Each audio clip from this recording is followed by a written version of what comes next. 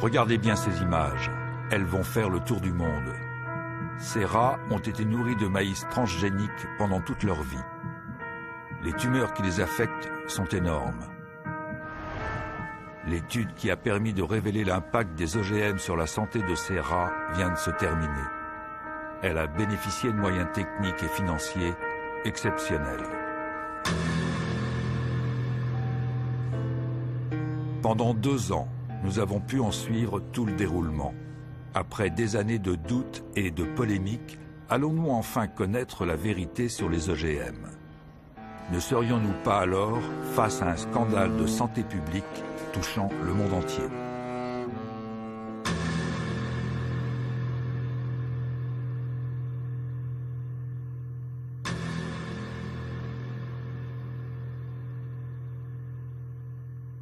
C'est la plus longue et la plus détaillée des études à ce jour sur un OGM. Et aussi, nous avons fait une autre étude en même temps. C'est sur le principal pesticide du monde, le Roundup. C'est un herbicide, il fait partie de la principale catégorie des pesticides. Les causes de mortalité en noir correspondent aux animaux qui ont de la souffrance. Autrement dit, on sait qu'ils sont morts parce qu'ils avaient des tumeurs qui dépassaient 25% du poids du corps, parce qu'ils maigrissaient de plus de 25% ou qu'ils restaient prostrés dans leur cage ou qu'ils avaient des hémorragies graves, avec un phénomène qui est 3 à 4 fois plus important pour les rats qui mangent des OGM ou des OGM au Roundup pour certaines doses. C'est terrible de disposer d'études de ce genre et de laisser continuer à faire les choses comme on est en train de les faire. Ben oui. Ça, c'est le premier point, parce que c'est quand même terrifiant. Donc, toute l'urgence qu'il y a à publier. Oui, oui. Au printemps 2010, la Fondation Charles-Léopold Mayer nous avait parlé d'une étude en cours qui allait démontrer de manière scientifique, donc inattaquable, la toxicité des OGM. C'était une information extraordinaire qui permettrait de mettre fin, une fois pour toutes, à 15 ans de polémique. Impressionnés par les premiers résultats, nous acceptons de garder le secret, le temps que l'étude s'achève et qu'elle soit rendue publique. Pourtant, très vite, une question nous taraude. Des centaines de travaux ont déjà été publiés sur le sujet. Beaucoup concluent que les OGM sont aussi sûrs que leur contrepartie non-OGM. Comment peut-il exister des opinions si contradictoires sur un même sujet? Pour en savoir plus, nous décidons de nous rendre à l'université de Caen, là où tout a commencé. On a un vrai problème, tant pour les OGM que pour les pesticides, c'est que depuis 50 ans, toutes les études ont été faites par les industriels et que de plus, on n'a pas accès à ces analyses de sang facilement. J'y avais accès en tant qu'expert, travaillant pendant 9 ans, 3 mandats de 3 ans, pour le ministère de l'Agriculture et l'Environnement. Tout le monde était d'accord pour admettre qu'il y avait des effets statistiquement significatifs, mais qu'ils jugeaient, a priori, c'était leur conclusion, pas importants. Professeur en biologie moléculaire, Gilles-Éric Serralini a siégé entre 1998 et 2007 à la CGB, la commission du génie biomoléculaire chargée d'évaluer les OGM en France. Très vite, il s'insurge contre l'absence de discussion au sein de la commission et souhaite que la communauté scientifique puisse participer au débat. Mais il se heurte à la culture du secret, imposée tant par les industriels que par le gouvernement. Persuadé qu'il faut rétablir un minimum de transparence dans les processus d'évaluation, il fonde en 1998 le CRIGEN avec Corinne Lepage. Nous nous rendons compte que la commission du génie biomoléculaire, qui publiait régulièrement non seulement ses décisions mais ses procès-verbaux, ne publie plus ses procès-verbaux. Je saisis donc la commission d'accès aux documents administratifs pour demander la communication. La CADA me dit, vous avez entièrement raison, c'est un document communicable. Sauf ce qui est couvert par le secret industriel. Le secret industriel ne peut pas être opposé aux études qui concernent la santé et l'environnement. Bien. Donc, la CADA décide de la communication et la CGB m'envoie un document, genre KGB, c'est-à-dire où la moitié est noircie, mais ils n'ont quand même pas pu tout noircir, et dans ce document, que nous obtenons en 2005, quelque chose comme ça, figure une référence à l'étude sur le Mont 810 et sur des effets statistiquement significatifs sur les rats qui ont consommé ces OGM. Ainsi, les études de Monsanto avaient bien relevé des anomalies chez les rats ayant consommé son maïs. Mais elles avaient été sciemment ignorées au prétexte qu'elles n'étaient pas toxicologiquement significatives. Eh bien, ça n'a pas d'effet pathologique parce que tout ceci repose sur deux idées qui sont admises par la communauté scientifique aujourd'hui, qui sont les suivants. Premièrement, pour que les résultats soient pathologiquement significatifs, il faut une évolution parallèle des mâles et des femelles. S'il n'y a pas cette évolution parallèle, ce n'est pas pris en compte. Or, pour nos rats et nos rates, sur le poids, par exemple, des animaux, les rates ont grossi, les rats ont maigri. Donc pas significatif. Alors moi je ne suis pas scientifique, je ne veux pas aller loin dans le débat sur ce point-là, mais quand même, en tant que monsieur, madame, tout le monde, sur des variations de perturbateurs endocriniens par exemple, évidemment il faut que les tumeurs du sein évoluent de la même manière chez les hommes et chez les femmes, même s'il existe de manière rarissime des tumeurs sur les seins des hommes, c'est quand même, comme aurait dit Audiard, il y a des poissons qui volent, mais ce n'est pas la loi du genre. Il est très grave d'avoir une sous-interprétation de ces effets, et j'ai peur que ça ne soit encore plus grave que ce que je dis, parce que Monsanto a admis que ces critères laxistes qui consistaient à dire bah non, c'est pas la même chose chez mâle et femelle, donc c'est pas grave, il l'avait appliqué depuis 50 ans pour les pesticides, les médicaments et d'autres produits industriels. Mais que savons-nous au juste sur les OGM? Pas grand-chose en fait. Nous raisonnons tous au son des prises de position, des catastrophes annoncées, restant sensibles aussi bien aux rapports officiels rassurants qu'aux images des faucheurs arrachant des pieds de maïs OGM. Qu'y croire alors? Une chose est sûre, un débat apaisé semble impossible entre partisans et opposants à cette technologie. Plusieurs affaires de santé récentes ont jeté un profond doute sur la probité des études officielles et du monde des experts. Quand pourrons-nous bénéficier d'une étude qui permettrait de mettre fin à nos incertitudes sur les OGM? C'est très exactement ce qu'ont entrepris depuis 2009 Gilles-Éric Séralini et son équipe, avec le soutien de la Fondation Charles-Léopold Mayer, du CRIGEN et du CERES. Donc l'idée est assez vite venue de faire soi-même les tests. Il était important de pouvoir contrôler ces protocoles pour avoir un nombre suffisant d'animaux, pour avoir un nombre suffisant de temps pour étudier les paramètres. Le problème, c'est que d'avoir 200 rats qui soient mis au laboratoire pendant 2 ans, d'avoir 6-8 personnes qui s'occupent de faire toutes les analyses, de prendre tous les prélèvements, de regarder toutes les tumeurs s'il y a lieu, c'est très cher. C'est de l'ordre du million d'euros ou de double. Et les industriels font ça en série, donc ils ont des laboratoires qui sont ad hoc pour eux. Faire ça par un laboratoire indépendant et agréé, c'est absolument exceptionnel. C'est la première fois que l'on fait des études sur 2 ans sur des OGM. Ça, c'est déjà la grande différence. En plus de ça, on a essayé justement d'évaluer le maximum de paramètres biochimiques et biologiques possibles, avec des prises de sang itératives, des prises de poids, des analyses d'urine. On étudie les paramètres hépatiques, les paramètres urinaires, les paramètres sanguins, tous ceux qu'on peut étudier, les paramètres hormonaux qui n'ont jamais été étudiés non plus dans les précédentes études. Donc c'est vraiment une première mondiale. Jusqu'ici, le maïs NK603, l'OGM retenu pour cette étude, n'avait été testé que pendant 3 mois, sous le seul contrôle de son fabricant, Monsanto. Quant au Roundup, également produit par la multinationale et utilisé pour la culture du maïs, seul son principe actif, le glyphosate, avait été évalué et non sa formule complète. Or, pour permettre au principe actif de pénétrer dans les cellules de la plante, l'industriel utilise des adjuvants qui peuvent parfois se révéler plus nocifs que le glyphosate lui-même. Le but est double, à la fois de mener les études comme elles doivent être menées selon les normes internationales, mais pas en les lisant de manière la plus laxiste possible, comme font certains industriels, mais en la lisant de manière la plus rigoureuse possible. Et deuxièmement, de savoir effectivement s'il y a des effets secondaires. Mais comment peut-on le savoir sinon en donnant ça à des animaux et en mesurant tous les paramètres sanguins et en regardant tous leurs organes finement?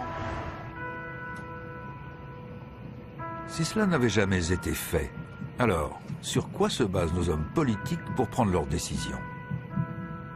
Peut-être devriez-vous vous interroger sur les informations dont ils disposent, l'usage qu'ils en font, comment ils les obtiennent. Pour le savoir, nous nous rendons à Bruxelles, puisque c'est ici que sont accordées pour l'Europe toutes les autorisations de mise en culture ou de mise sur le marché des plantes génétiquement modifiées. C'est l'EFSA, l'Agence européenne de sécurité sanitaire des aliments, qui est chargée de l'évaluation des OGM pour les 27 pays européens. Entre 2002 et 2009, elle a rendu 42 avis sur des OGM, tous positifs. C'est celui qui va commercialiser le produit, qui doit apporter la preuve de son innocuité et qui doit fournir les données. C'est lui qui supporte la charge financière de produire les études et les données, et ce n'est pas le contribuable, donc la ressource budgétaire publique qui le fait. Ça ne veut pas dire que l'EFSA prend les données pour solde de tout compte et se contente entre guillemets de les bénir. C'est justement ça la valeur ajoutée de l'autorité européenne. C'est qu'on va s'assurer de la qualité de la méthodologie qui a été utilisée, de sa conformité à ce qu'on appelle les bonnes pratiques de laboratoire, de la qualité des résultats, du traitement statistique, et qu'à tous les niveaux, sur tous ces aspects-là, nous sommes en mesure de demander des données, des informations complémentaires à la compagnie, afin de s'assurer que nous prenons des avis sur une base qui est solide.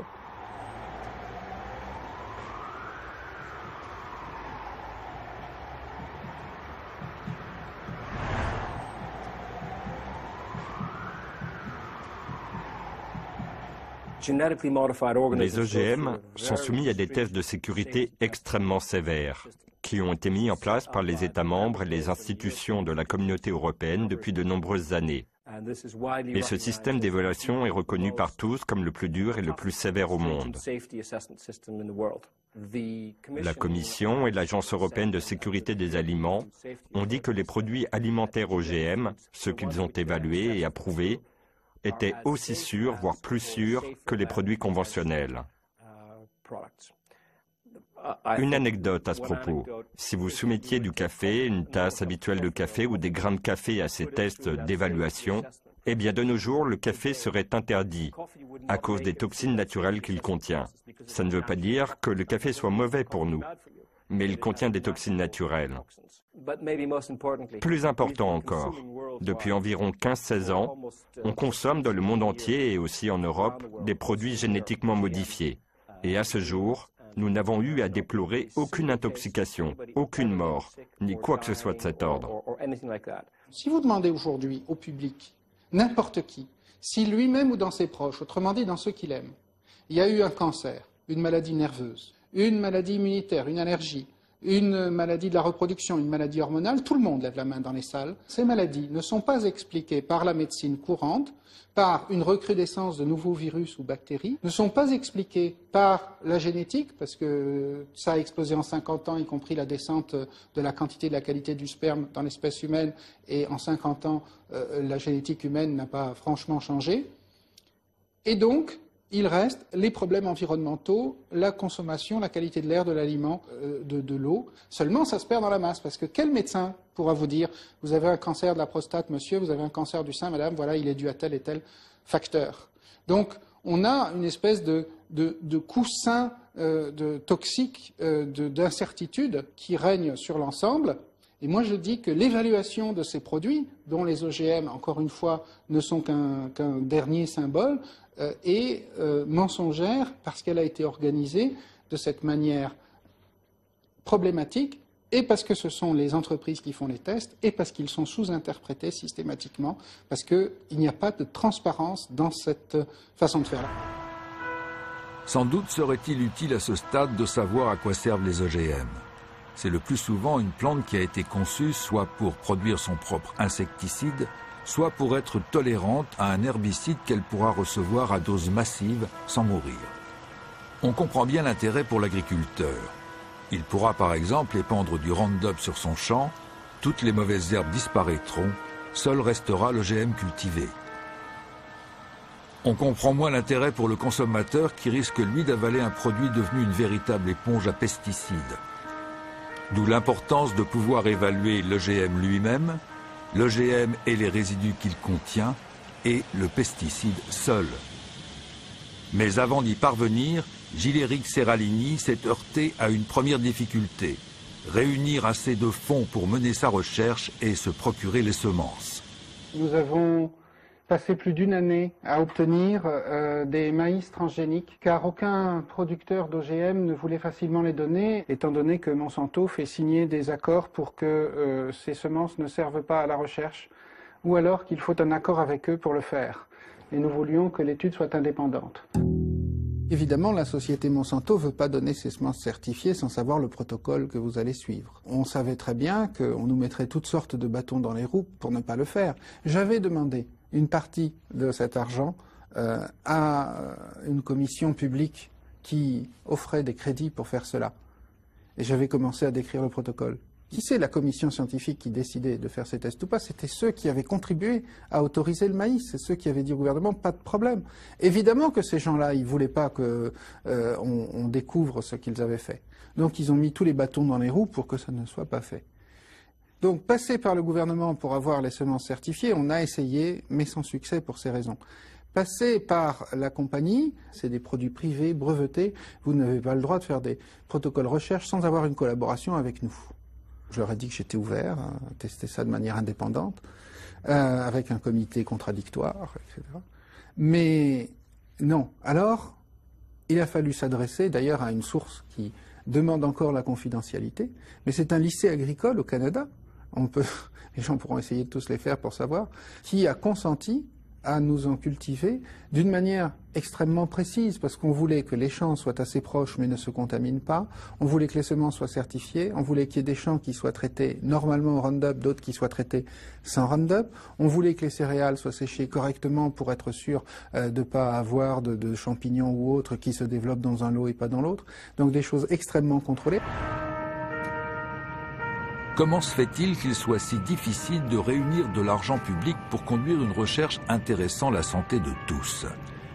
Comment se fait-il que les chercheurs aient autant de mal à avoir accès aux données des industriels et même aux produits à analyser?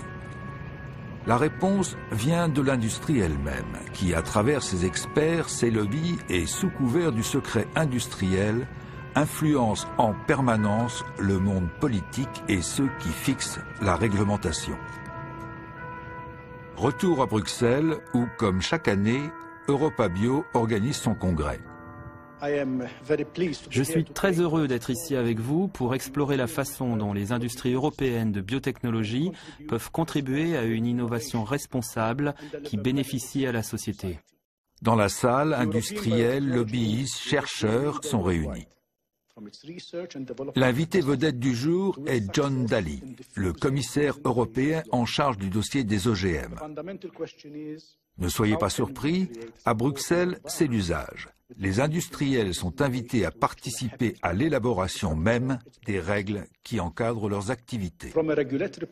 Du point de vue du régulateur, je suis d'accord pour dire que les efforts de l'industrie doivent être soutenus par une réglementation stable et un cadre juridique satisfaisant pour les opérateurs. Les services de la Commission rencontrent régulièrement vos entreprises pour voir où la législation ne fonctionne pas comme voulu et pour identifier les points qui pourraient être améliorés. Concernant les tests, comme je l'ai dit, nous avons des règles très sévères en Europe.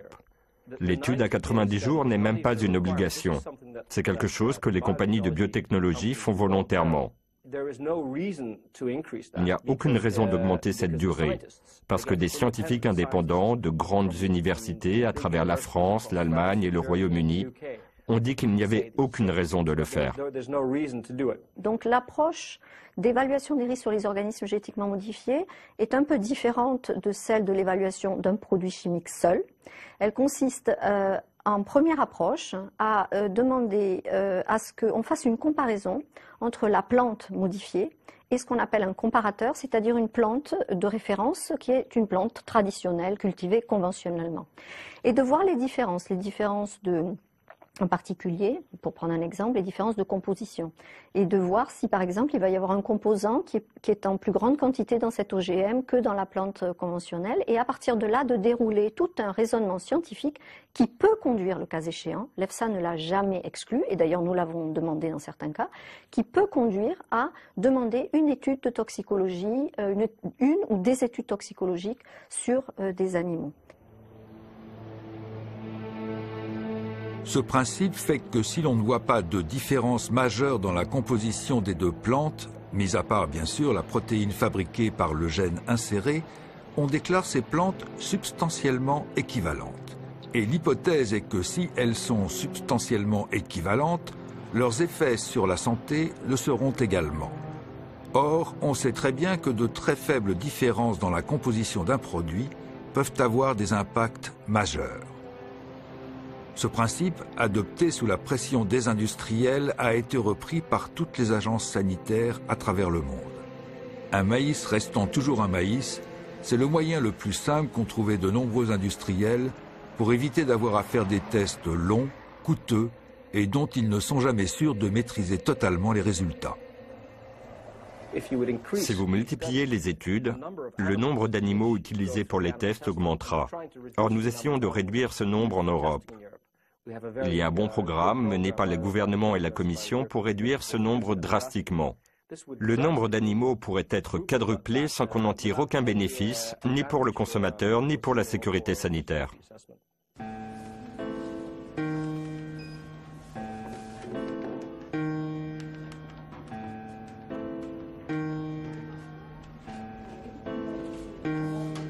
Ces règles, elles n'imposent pas. Elles disent on pourrait le faire. Et donc les industriels qui ont négocié mordicus pour que ce soit simplement une suggestion d'expérience et pas une expérience obligatoire, en profitent. Quand on veut savoir s'il y a des effets sur la santé, qu'est-ce qu'on fait? Eh bien, il n'y a qu'une vraie façon de faire. On peut toujours essayer de dire théoriquement, on va regarder le gène qui est modifié, et puis voir si la composition chimique que... Mais tout ça, c'est, comment dire, du pis-aller. C'est-à-dire que la vraie chose, c'est de regarder les analyses de sang des humains, si on peut, sinon des animaux qui en mangent pendant longtemps, et qui mangent essentiellement ça, par rapport à des contrôles qui mangent un régime très voisin au niveau de la composition chimique, voire identique, mais qui n'est pas à base d'OGM. Ainsi, l'Europe n'exige même pas que des tests de toxicité chronique soient menés systématiquement sur des animaux. Et quand elle le demande, ce sont les industriels qui décident eux-mêmes du protocole à utiliser. La pomme de terre Amflora, par exemple, n'a été testée que sur un groupe de 30 rats, dont 10 seulement consommaient l'OGM. Les maïs de Monsanto ont été testés sur 400 rats. 80 étaient nourris avec la plante transgénique, mais seuls 40 ont été analysés au niveau de leur sang. Dans tous les cas, aucune de ces études n'a dépassé 90 jours. Alors, ce que vous remarquez sur ce résultat, c'est que on a des groupes de rats, des mâles et des femelles, qui mangent des OGM au Roundup ou du Roundup. Chaque fois qu'on monte une marche d'escalier, c'est un rat qui meurt. Et vous voyez, la limite est à 10, puisqu'on a 10 rats par groupe. La courbe en pointillé, on voit que ce sont les femelles du groupe normal qui mangent le régime tout à fait normal et qui meurent. Donc voilà, seulement 2 animaux qui meurent de mort spontanée au bout, globalement, de 550 jours. Par contre, toutes les femelles qui mangent des OGM, ou qui mangent des OGM traités au Roundup, ou qui boivent du Roundup, meurent davantage que les rats normaux. Alors après, on peut nous dire, est-ce que c'est statistiquement significatif? Nous, ce qui nous intéresse, c'est que là, on meurt 6 fois plus dans ce groupe-là que chez les contrôles. Donc on a une augmentation de 600%. Il n'y a même plus besoin en biologie ou en médecine de statistiques à ce niveau. Il y a un effet OGM, il y a un effet Roundup. Oui, mais pas d'effet synergique. Il n'y a pas d'effet synergique. En tout cas, pas tout au moins dans cette étude. Ouais. Parce qu'après, ça peut dépendre de l'effet additif. L'effet additif. Alors là, on parle de la mortalité. Hein. On va voir que c'est différent pour les tumeurs, c'est différent pour des paramètres biochimiques. Mais pour la mortalité, c'est ainsi. Vous voyez que là, par exemple, on meurt avec des OGM à une certaine dose. Là aussi, ça n'est pas non plus en fonction de la dose la plus forte. C'est une dose équilibrée dans le régime. Donc c'est pas un effet qui est réellement comme du cyanure proportionnel à la dose. C'est un effet qui, étant donné qu'il est différent chez les mâles et les femelles, et passe sans doute par les hormones. Un point important à soulever quand même pour la compréhension, c'est que vous savez que toutes les études faites sur des rats sont des études faites sur 3 mois, et comme par hasard, là on ne voit aucun trouble apparaître avant 3 mois, les premiers troubles apparaissent au 4e mois. Ça c'est très important. Ça c'est fondamental. Ça veut dire que des études sur 3 mois ne servent à rien, exactement, si ce n'est à donner de bonne conscience et à faire avaler des produits potentiellement toxiques.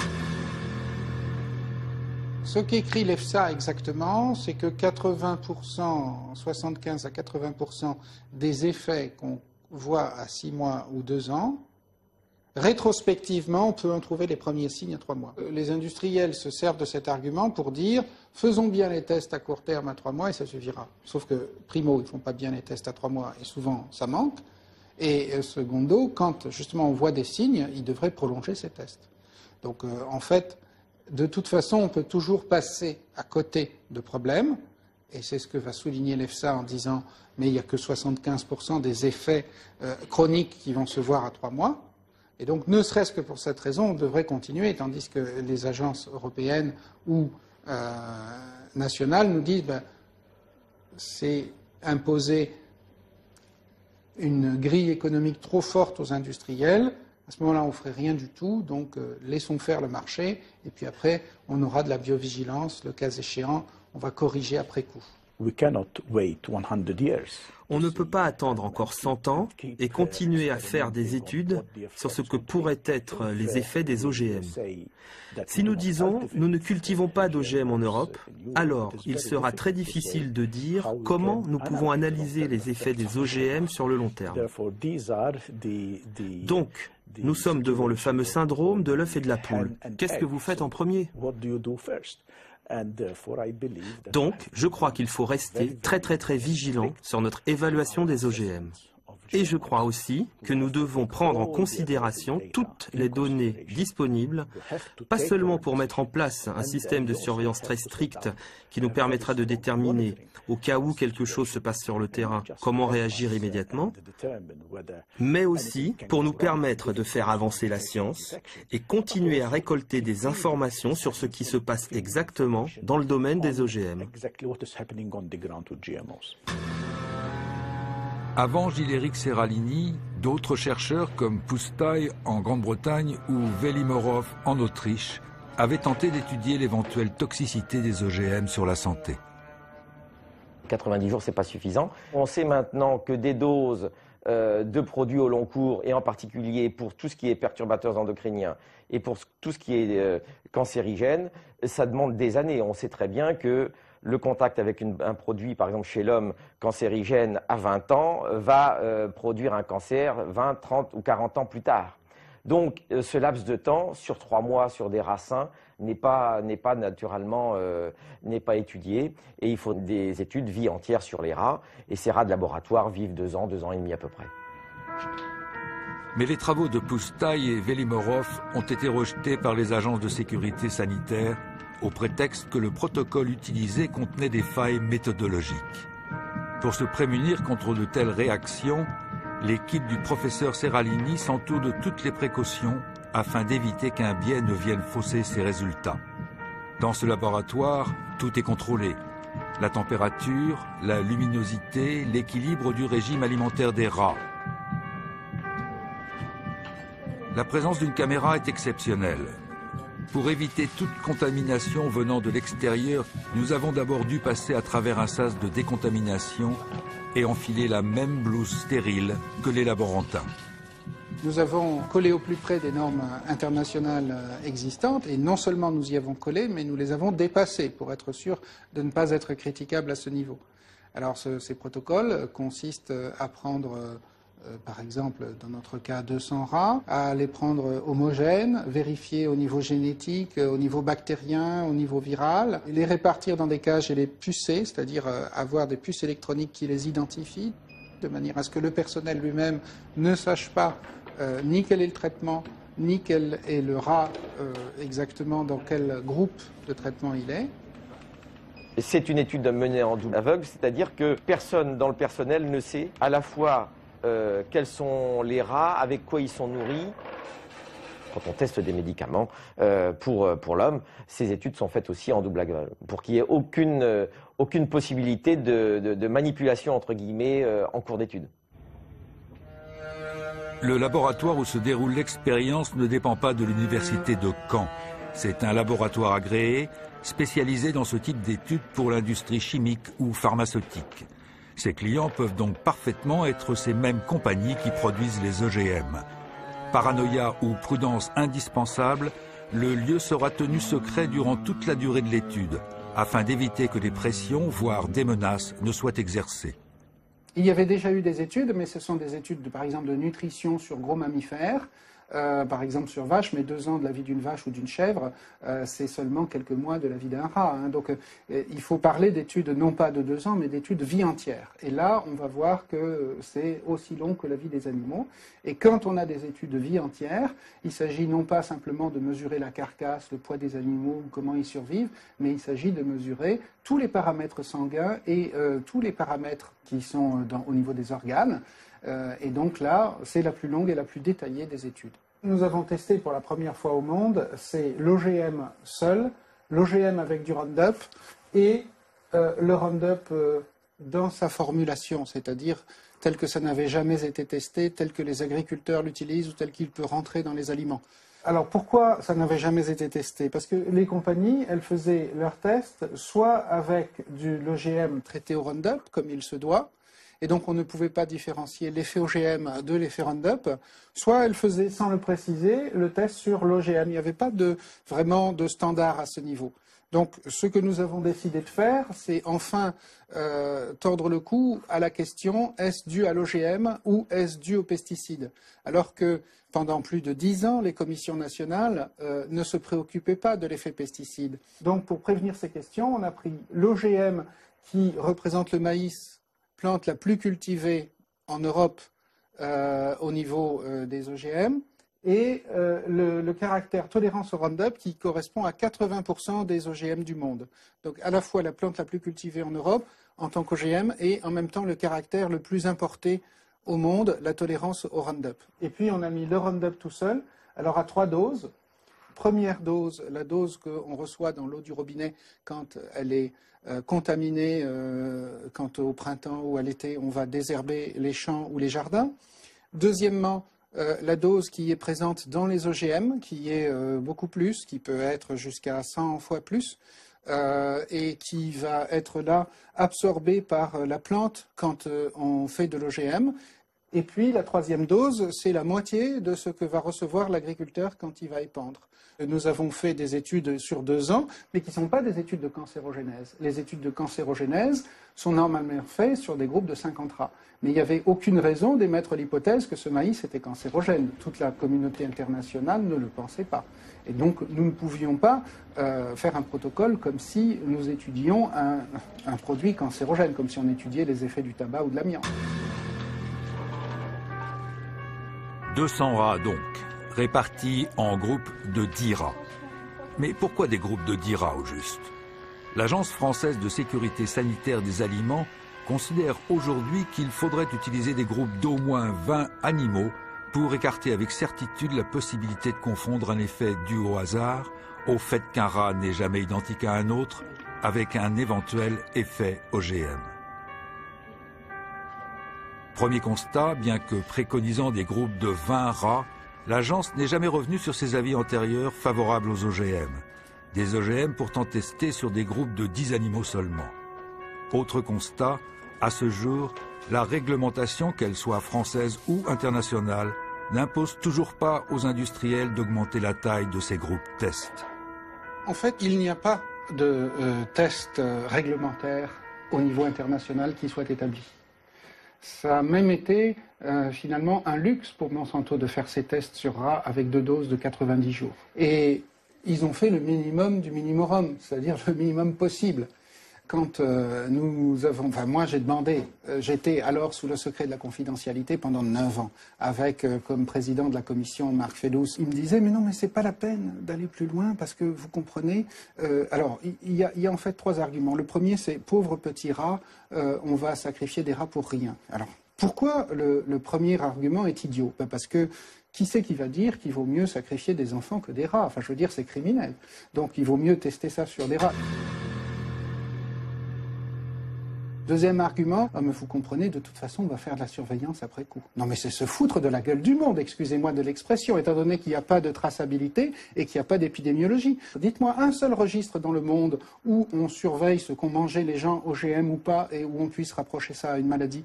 Vous savez que sur le continent nord-américain et sud-américain, il n'y a aucun étiquetage des OGM.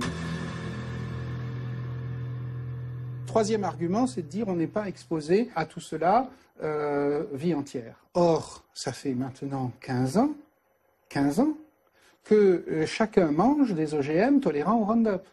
À la demande des opposants, à la demande du public, il y a eu un très grand nombre d'analyses de toxicologie. Un très grand nombre.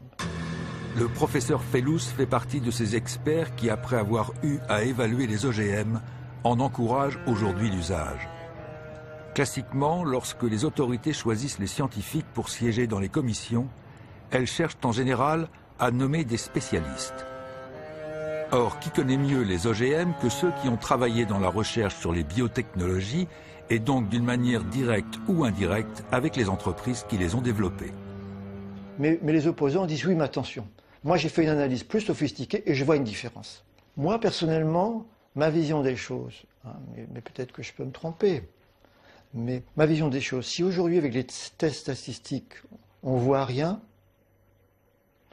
on peut se dire, si on ne voit rien, mais comme on n'est jamais sûr des résultats à long terme à faible dose, on autorise sur l'alimentation sur le bétail et on regarde à long cours, sur 10 ans. Parce que ce que voudraient faire les anti-OGM, c'est on interdit, on fait des tests sur 10 ans, sur 5 ans, sur 4 ans, sur 10 ans. Mais c'est un travail énorme, avec des résultats qui vont être de plus en plus compliqués à analyser. Parce que c'est vrai que statistiquement, si vous êtes pour, vous tirerez dans le sens pour, si vous êtes contre, vous tirez dans le sens contre. Il n'y aura pas de solution. On voit toujours des différences. Toujours. On en verra toujours, et ça c'est la science. Mais les interpréter, est-ce qu'elles ont un sens biologique? C'est ça que, moi, ma principale critique aux analyses statistiques. Ce ne sont que des chiffres. Il faut qu'ils aient un sens biologique. Il faut que ça ait du sens. Sinon, c'est simplement comparer des chiffres entre des chiffres. Or, un organisme à qui on donne des OGM, c'est un organisme vivant, qui a une biologie, qui a un foie, qui a des reins. Et il faut regarder si ces différences ont un sens sur le fonctionnement du foie, des reins, du cœur, du cerveau. L'équipe du professeur Seralini a disséqué chacun des 200 rats pour analyser exactement ce qui affectait leurs organes. Le but, tenter de comprendre comment chacun des 3 régimes, OGM, OGM et Roundup seul, pouvait agir sur le métabolisme des animaux, particulièrement en ce qui concerne l'apparition de tumeurs qui, sans surprise, ne se développent seulement qu'après le 3e mois.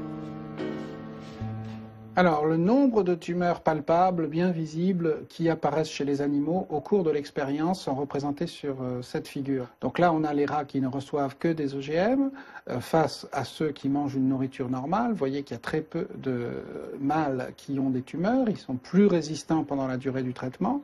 Donc, ce que nous remarquons sur ces figures, c'est que chaque fois qu'on monte une marche d'escalier, ce sont des grosses tumeurs qui font au moins 17 mm sur 17 mm, ce qui veut dire que pour le rat, pour montrer des photos, c'est énorme, hein, ça peut être l'équivalent d'une tumeur grosse comme ça chez l'homme, hein, énorme.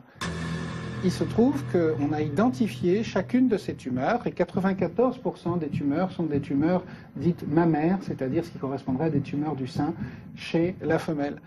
Donc là, il y a des tumeurs du rein chez les mâles, mais il y a aussi des tumeurs mammaires, ce qui est assez exceptionnel chez les mâles. Ça laisse soupçonner un effet hormonal. Et d'ailleurs, qui n'est pas dose dépendant. Le cancer, 60% des cancers du sein, en fait, dépendent de perturbations hormonales. Donc, en règle générale, les rats sont plus malades et il y a plus de problèmes au niveau hépatodigestif pour les mâles et des inflammations rénales en nombre, plus graves chez les rats traités aux OGM ou traités au Roundup ou aux OGM et Roundup. Et puis, chez les femelles, c'est, comme on l'a vu, les tumeurs mammaires qui ressortent, jusqu'à 20 problèmes sur 10 rats et là, 16 tumeurs sur 10 rats. Par contre, ce qu'on voit, c'est que l'effet n'est pas proportionnel à la dose, comme si déjà, avec la plus petite dose d'OGM, on avait saturé le système. Peut-être que quand on met une certaine quantité d'un métabolique, ça va activer un mécanisme toxique, et que quand on en met plus, ça active un mécanisme de détoxification de l'organisme qui n'était pas activé avant.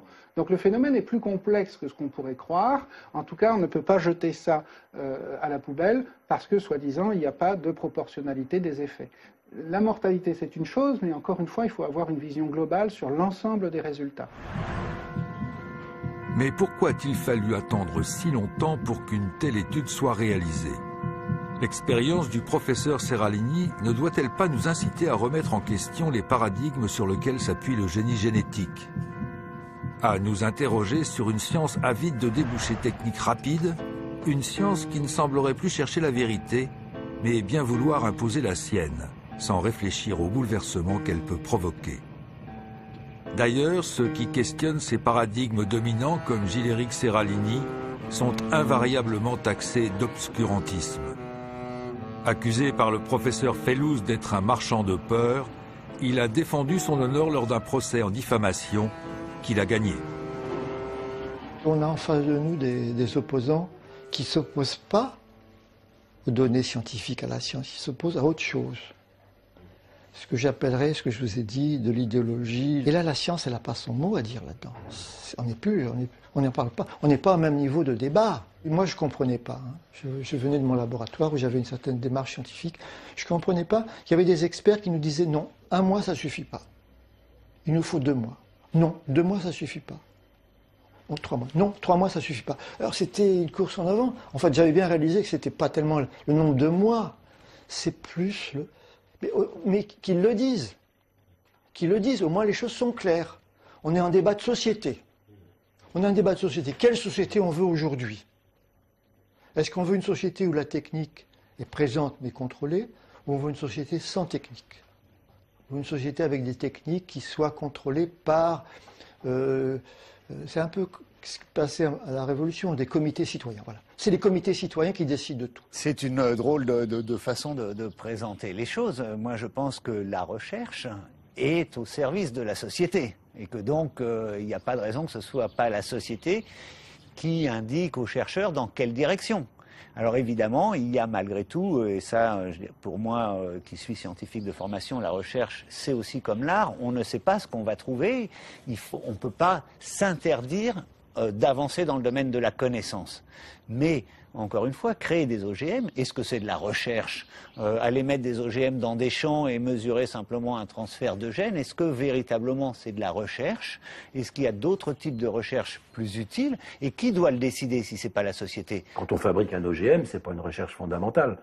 Bon, et moi je ne suis pas contre la recherche sur le principe des OGM, mais ça se fait dans des labos la recherche, ça ne se fait pas dans les champs. Et on est très loin de connaître assez de choses sur les plantes transgéniques pour s'autoriser à les disséminer dans la nature. Tout ça, ça doit se réfléchir à l'avance. Et quand on voit que la plante elle-même, la plante transgénique, n'a pas d'intérêt pour les populations, pourquoi courir un risque pareil ? Les pro-OGM présentent les biotechnologies comme un prolongement des techniques classiques d'amélioration des plantes. À les entendre, ils ne feraient rien d'autre que ce qu'ont fait avant eux les paysans. Cette technologie serait juste un moyen plus efficace et plus rapide d'obtenir le même résultat. De surcroît, elle permettrait de résoudre le problème de la faim dans le monde en apportant aux paysans des semences mieux adaptées au climat ou permettant d'obtenir de meilleurs rendements. Sauf que ce ne sont que de belles promesses qui n'ont toujours pas d'existence réelle dans les champs. 80% des OGM cultivés à travers le monde ne servent en effet qu'à produire ou tolérer un pesticide. Les semenciers, jusqu'à il y a une vingtaine ou une trentaine d'années, se contentaient, entre guillemets, je caricature un peu, d'accélérer des processus qui auraient pu se passer naturellement en effectivement faisant des croisements et en sélectionnant les meilleurs résultats. Maintenant, on en est arrivé à faire du mécano de gènes, en prenant un gène par-ci par-là et en construisant en quelque sorte ces nouveaux organismes. C'est pour moi radicalement nouveau parce qu'on casse d'une certaine façon la barrière d'espèce. Mais c'est pas seulement la barrière d'espèce, c'est de bricoler directement à l'intérieur du génome sans avoir idée des conséquences. Les Antilles aiment bien utiliser les ressorts de la pensée magique et ils vont vous dire on a transféré un gène de scorpion dans un soja, dans un maïs. C'est scandaleux, c'est horrible quoi, d'avoir fait une chose pareille. Alors qu'en fait, qu'est-ce qu'on a été prendre sur le plan biologique? C'est qu'on a été prendre une information simplement chez tel ou tel organisme pour transférer cette information dans une plante, information qu'elle n'avait pas. On sait maintenant que tout ça ne tient pas la route du tout. Ça, on a maintenant les preuves expérimentales. Je veux dire, un gène ne donne pas une protéine, qui n'a pas qu'une fonction, qui n'a même pas qu'une forme. Toute l'information n'est pas transmise par l'ADN. Il ne reste absolument rien des bases. Et normalement, on se dit, si on était dans de la science, quand vous n'avez plus rien des bases, le reste tombe. Et on reprend les choses à zéro et on se remet à réfléchir. Le problème clé qui est caché aux populations, c'est qu'en fait, la science n'est pas compétente dans la plupart des technologies qu'elle impose et qu'elle dissémine à toute vitesse avant d'avoir fait le tour du problème, le tour scientifique du problème. Donc il y a plein de choses qu'on ne sait pas en génétique. C'est pas parce qu'on a fait l'analyse de l'ADN de telle bête, de telle plante qu'on a compris. On comprend à peu près rien. On constate. Et on constate certaines choses, mais il s'en ajoute d'autres. Donc un peu de modestie. Et il faudrait quand même, dans cette humilité, reconnaître qu'il est trop tôt pour balancer des produits tels que les plantes transgéniques dans la nature, parce qu'on ne sait pas bien. L'étude du professeur Seralini nous réserve une dernière surprise. Et celle-là est de taille.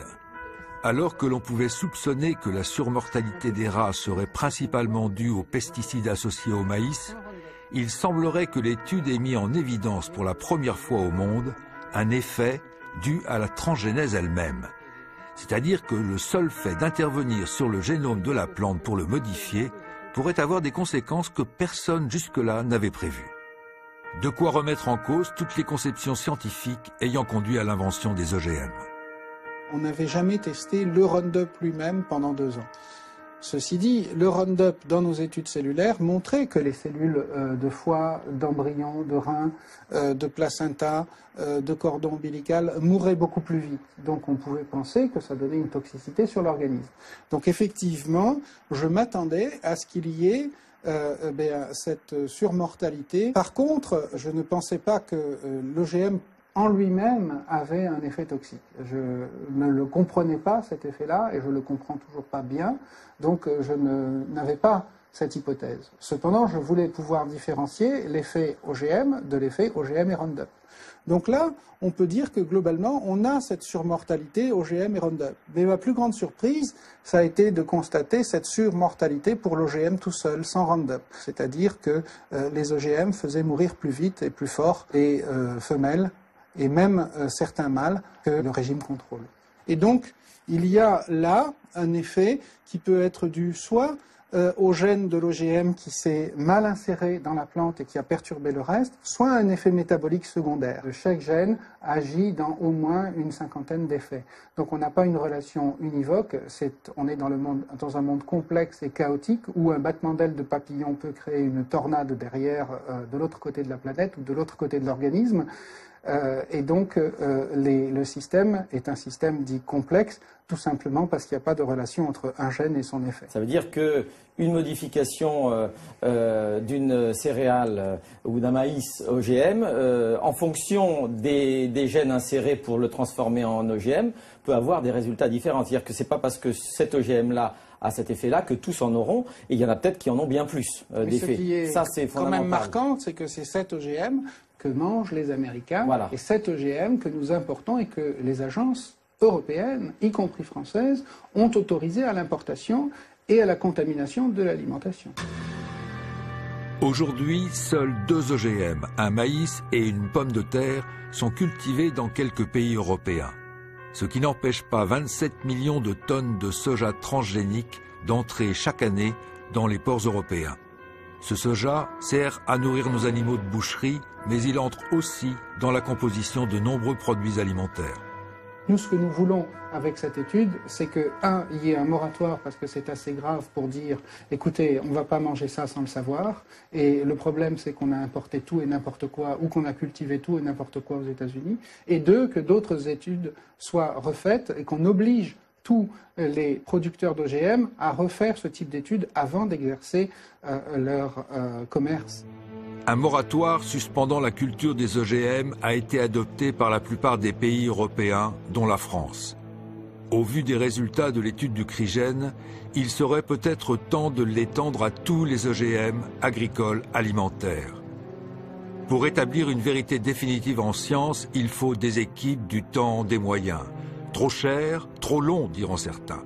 Mais en acceptant ce prix, est-ce que nous n'aurions pas pu éviter des scandales sanitaires récents ? Alors, les OGM vont-ils provoquer un nouveau scénario catastrophe? C'est à l'évidence un risque que l'on ne peut courir et dans l'attente de certitudes scientifiques, il faut employer le fameux principe de précaution dont on parle si souvent et que l'on applique si peu.